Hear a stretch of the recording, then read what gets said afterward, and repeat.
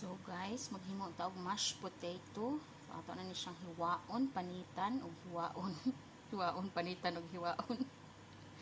So, naman na to siya hiwa-hiwa. Ato na siyang itakam, no? Guys, luto na ang ating potato. So, imamash na natin siya.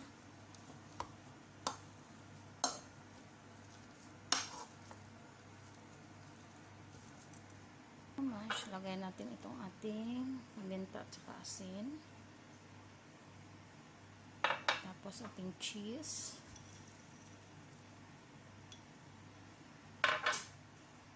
Tapos itong ating cream.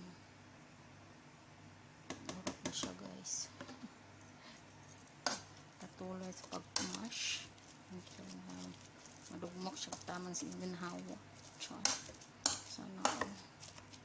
Sana all madugmok.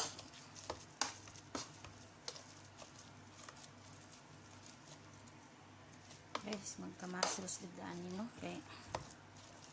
Dugay-dugay gusto yung imash siya. Maning maka-exercise.